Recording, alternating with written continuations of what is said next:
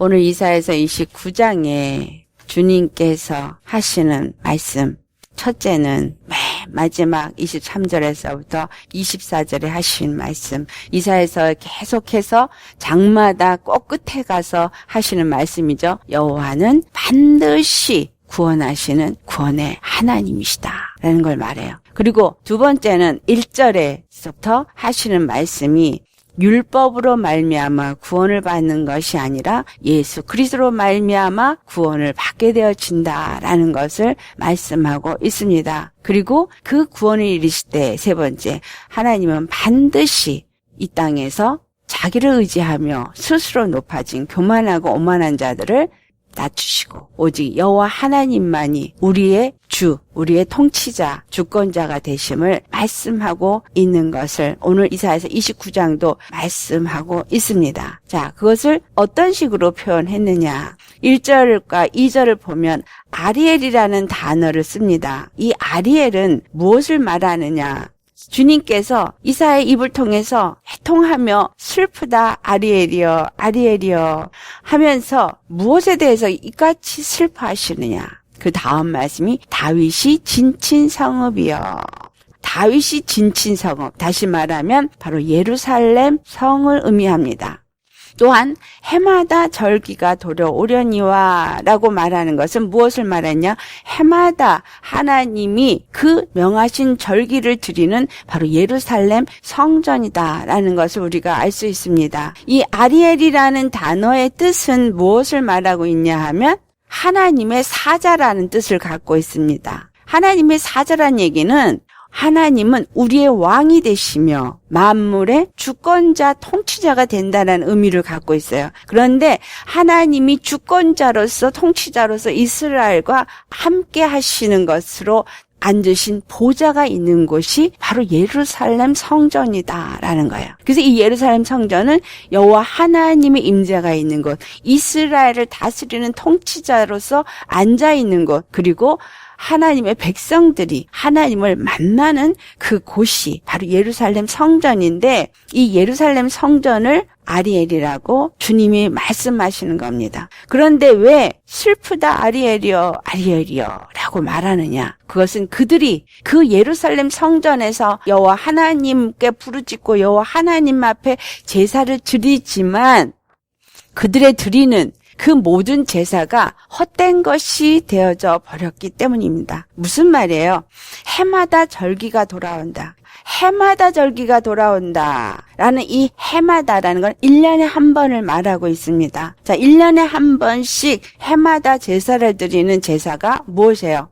대표적인 게 바로 속죄일에 드려지는 속죄제입니다. 이스라엘이 하나님과의 관계를 회복하는 가장 중요한 절기 중에 하나가 속죄일이죠. 해마다 대제사장이 그 속죄 제물의 피를 가지고 지성소에 들어가서 여호와 하나님을 만나고 그리고 그 속죄제 제물의 피로 인해서 그들이 죄 사함을 얻었다라는 선포를 받게 됨으로 말미암아 이스라엘 백성들이 1년 동안 죄 없다함을 받는 구속함을 받는 절기가 바로 속죄일입니다. 이 속죄일을 해마다 그들에게 절기로 돌아오게 한 것은 율법이에요.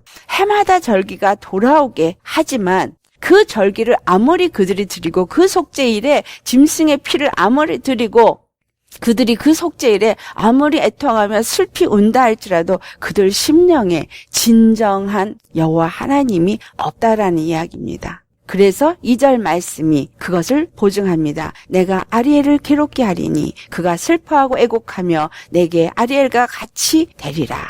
예루살렘 성전에서 그들이 울며 회개를 하며 또 속죄일을 지낸다 할지라도 그들 심령은 정말로 여호와 하나님을 그들의 하나님으로 섬기지 않고 있다라는 거예요. 그렇기 때문에 여호와 하나님께서 그들을 괴롭게 하게 함으로 그들이 슬퍼하고 애곡하도록 주님께서 하신다라는 거예요.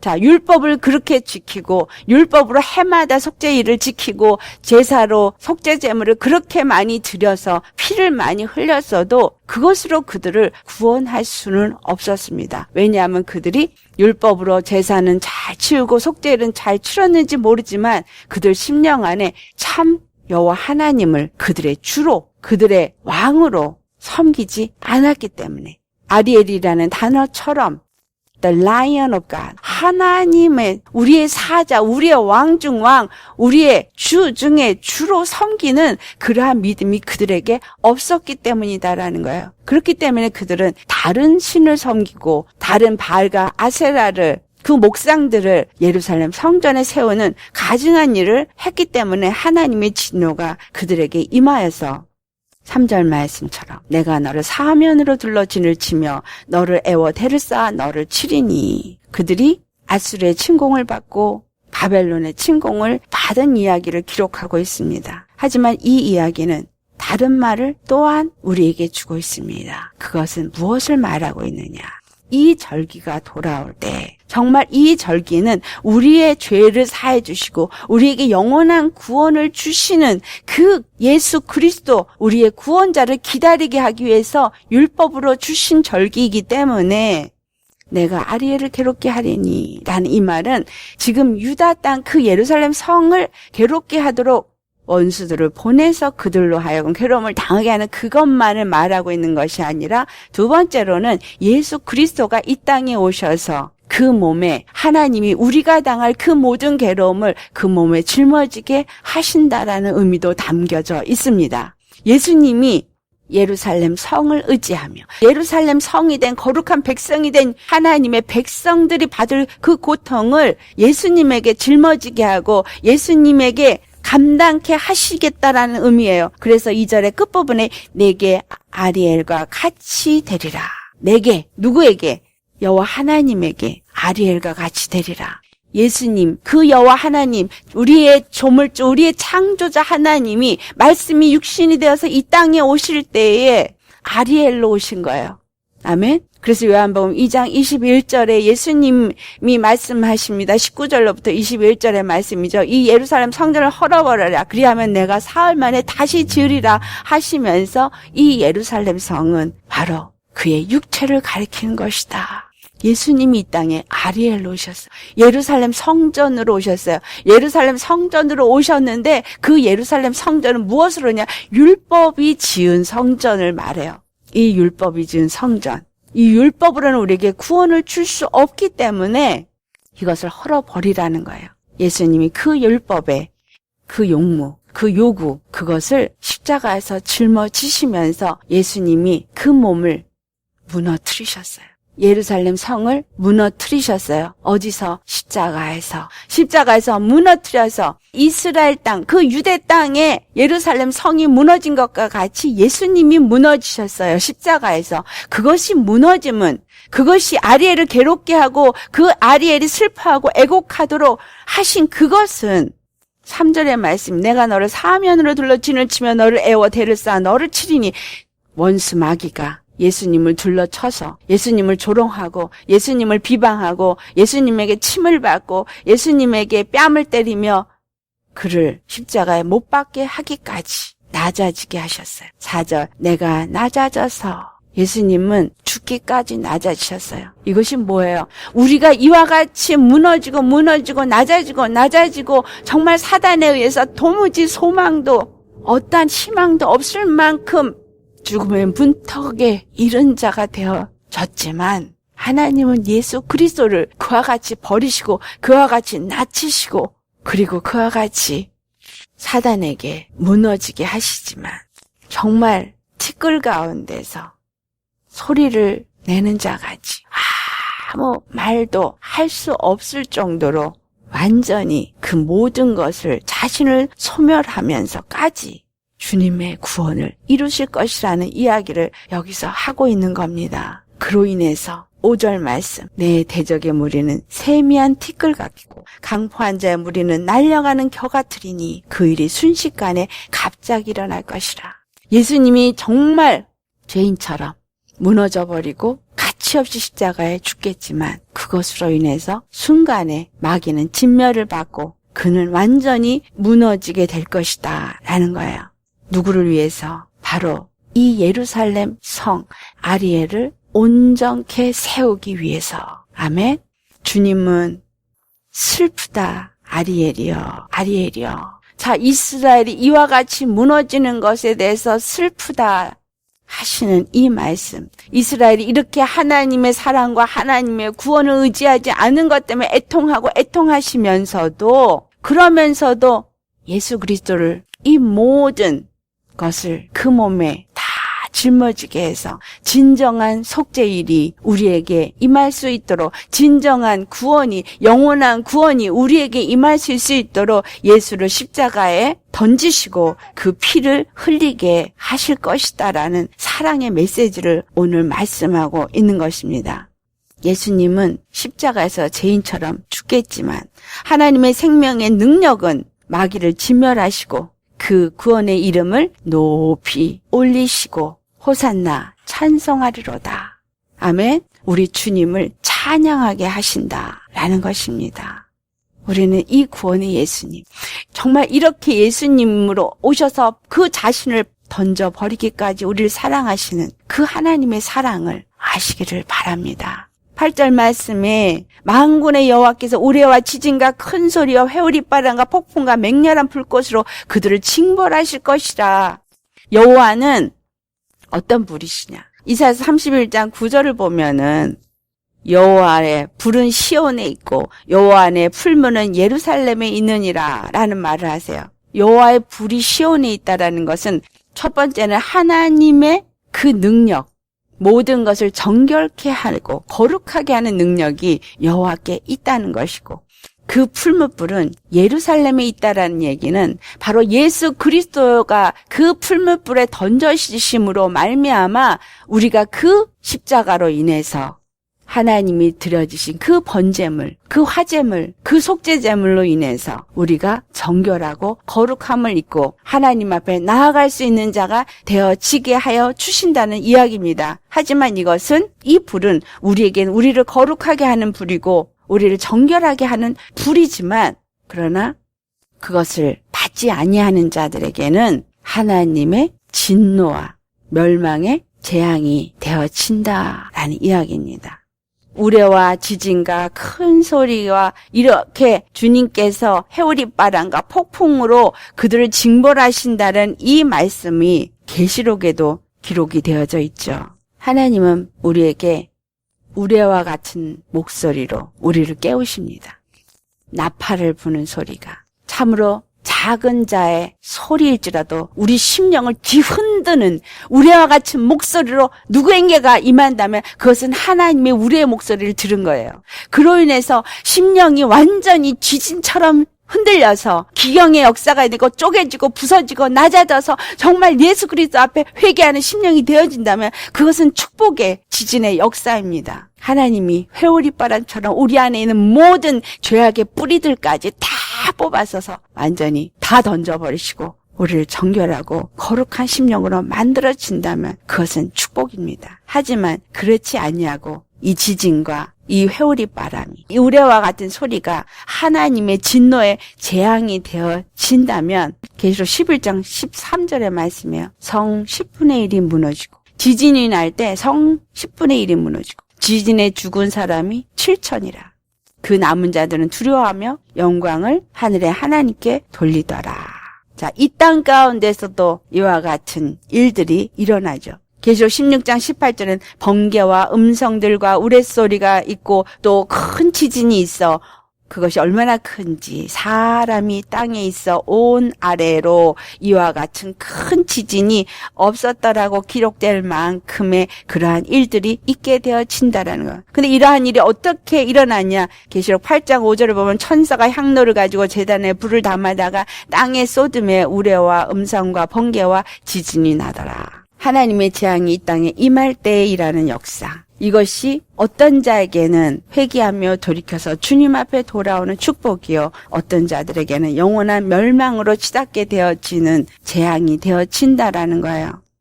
7절 말씀이 아리엘을 치는 열방의 무리 곧 아리엘과 그 요새를 쳐서 그를 공고하게 하는 모든 자는 꿈같이 밤의 환상같이 되리니, 그들이 그동안 화려하게 누렸던 영광은, 그들이 가졌던 권세는 하루아침에 하나님의 재앙이 임할 때, 하나님의 진노가 임할 때에 꿈같이 밤의 환상같이 되어질 것 같이 순간에 언제 그런 일이 있었지? 정말 그런 일이 있었나? 할 만큼 사라진다라는 거예요.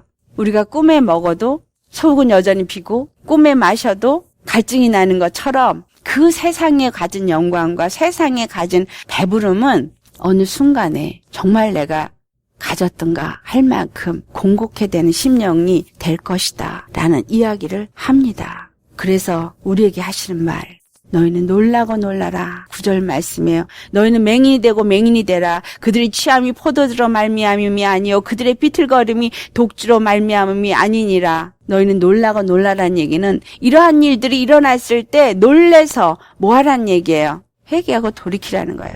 맹인이 되고 맹인이 되라. 아무것도 볼 수 없는 자가 되라는 이야기죠. 주님이 구원할 자는 구원하시고 버릴 자는 버리시는 그 일의 역사가 일어나게 된다는 거예요. 10절 말씀이 대저 여호와께서 깊이 잠들게 하는 영을 너희에게 부어주사 저희의 눈을 감기셨음이니 그가 선지자들과 너희의 지도자인 선견자들을 덮으셨습니다. 주님께서 이렇게 눈을 가리우고 귀를 가리우고 지혜를 더럽혀서 그들이 하나님의 뜻을 알지 못하고 방황하고 소경이 되어서 소경을 인도하는 일이 또 하나님의 말씀을 받았다고 하면서도 그 말씀이 참된 말씀이 아니어서 비틀비틀 취하여서 그 길을 똑바로 가지 못하게 하는 이러한 일들을 주님이 이 예루살렘에게 하나님을 믿는다 하는 자들에게 허락하신다는 거예요. 아모스 8장 11절의 말씀처럼 양식이 없어 주림이 아니요 물이 없어 가람이 아니요 여호와의 말씀을 듣지 못한 기갈이라.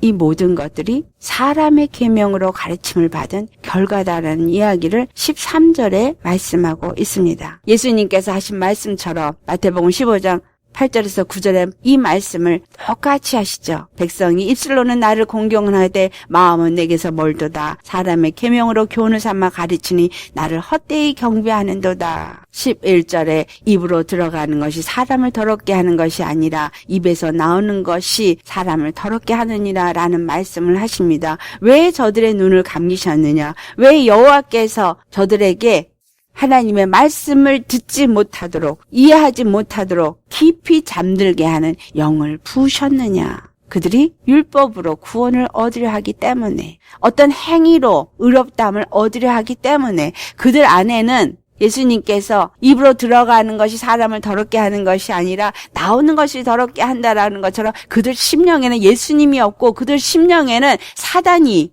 자리 잡고 있어서 겉으로는 예수님을 믿고 겉으로는 하나님의 종인 것 같지만 실질적으로 그 마음에는 그 탐욕과 정욕과 우상이 있기 때문에 입에서 나오는 것이 사람을 더럽게 한다라는 거야. 참 복음, 참 생명이 되어지지 않아서 영혼들을 살리는 것이 아니라 영혼들을 오히려 더럽게 하고 영혼들로 하여금 더 세상의 것을 추구하고 따라가게끔 십자가를 외면하게끔 만들어 버린다라는 거예요. 그로 인해서 이스라엘은 어떻게 됐어요?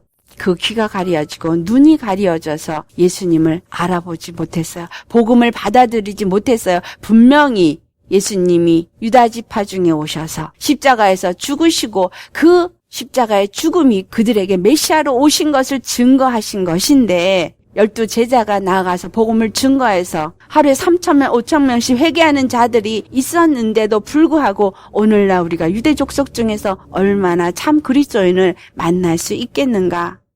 이 말씀을 사도 바울은 로마서 11장 8절에 말씀합니다. 기록된 바 하나님이 오늘까지 그들에게 혼미한 심령과 보지 못할 눈과 듣지 못할 귀를 주셨다 함과 같으니라.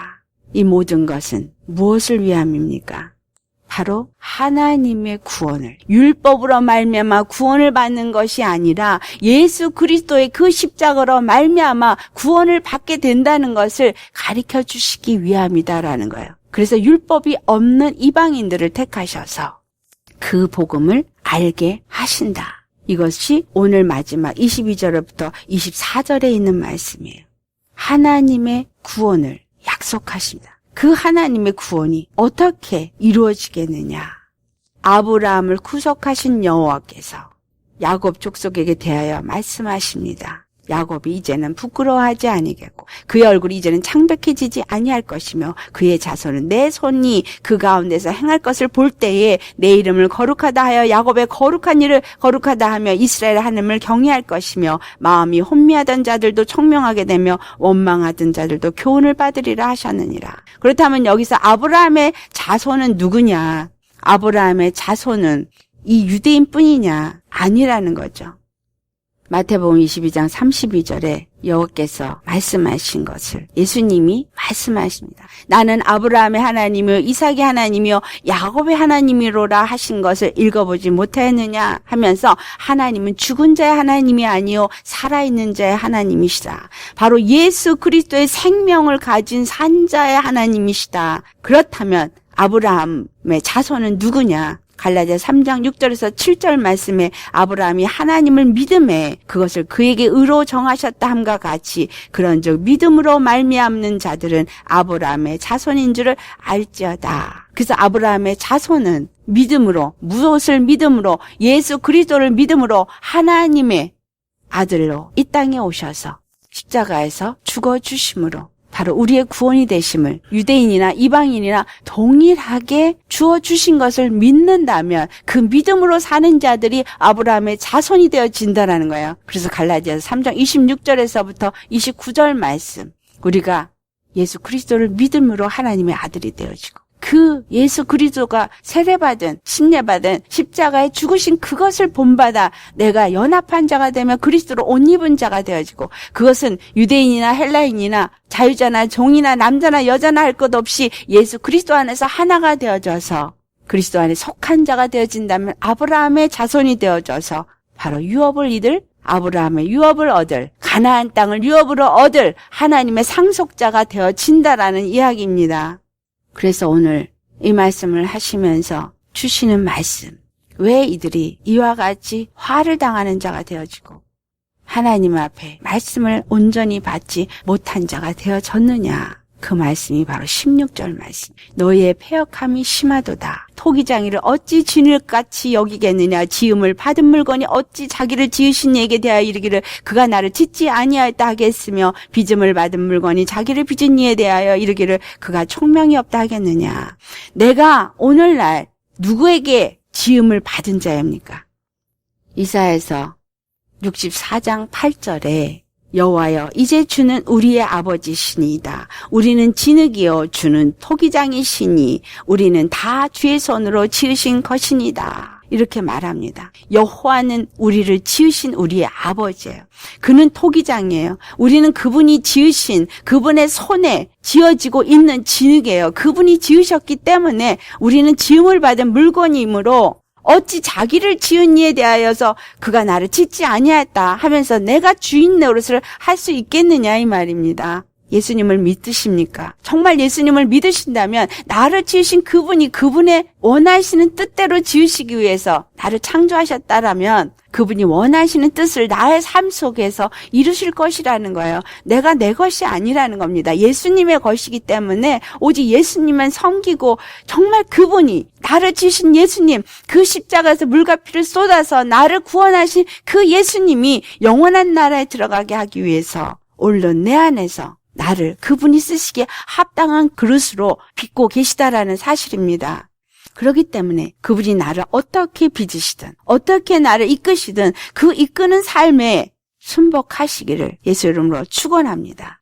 로마서 9장 21절에 사도 바울이 토기장이가 진흙 한 덩이로 하나는 귀 있을 그릇을 하나는 천 있을 그릇을 만들 권한이 없느냐. 나를 어떻게 쓰시든 어떤 모양으로 빚으시든 그분이 뜻대로 하신다라는 거예요. 큰 집에는 금그릇, 은그릇이 있고 나무 그릇, 질그릇도 있어서 귀하게 쓰는 것도 있고 천하게 쓰는 것도 있다 그랬어요. 누구든지 이런 것에서 자기를 깨끗하게 하면 귀 쓰는 그릇이 되어 거룩하고 주인이 쓰기에 합당하며 모든 선한 일에 준비함이 되리라 라고 말씀하십니다. 우리 주님은 우리를 거룩하게 쓰기를 원하십니다. 아멘. 귀하게 쓰기를 원하십니다. 그 쓰시는 그릇이 내가 원하는 그릇이든 내가 원하지 않는 그릇이든 이 디모데 후서 2장 20에서 21절에 말씀하신 것처럼 금그릇으로 만들어도 큰 은그릇으로 만들어도 나무 그릇 질그릇으로 만들어도 귀하게 쓰시든 천하게 쓰시든 하나님이 쓰시고자 하는 용무대로 쓰시기 때문에 그 그릇은 귀한 겁니다. 아멘?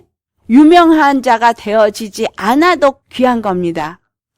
아무도 알아주지 않는 자리에서 쓰임을 받아도 100% 하나님이 쓰시는 일에 쓰임을 받은 자라면 그는 존귀한 자입니다. 하늘에 가서 받을 상은 똑같습니다. 이 땅에서 하나님이 쓰시는 대로, 그분이 쓰고자 하시는 대로, 그 용무대로 주인의 쓰시기에 합당하게 모든 선한 일을 위해서 우리는 준비되어지는 것뿐이다. 그래서 주님 앞에 깨끗하고 거룩한 자로 준비되어지시길 예수의 이름으로 축원합니다. 그래서 우리 질그릇에 보배를 담은 보배합이다 이렇게 표현해요. 우리는 질그릇입니다. 왜냐하면 진흙으로 지어졌으니까.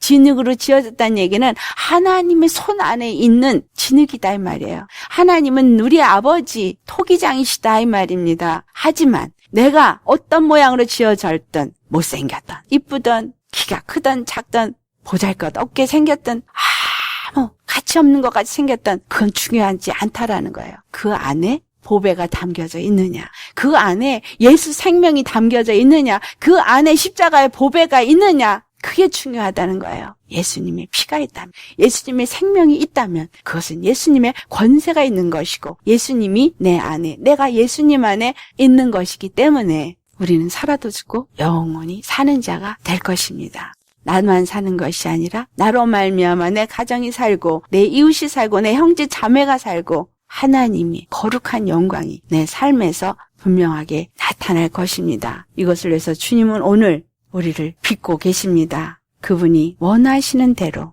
세우고자 하시면 세울 것이고 무너뜨리고자 하면 무너뜨리시는 우리의 주권의 하나님이 되십니다.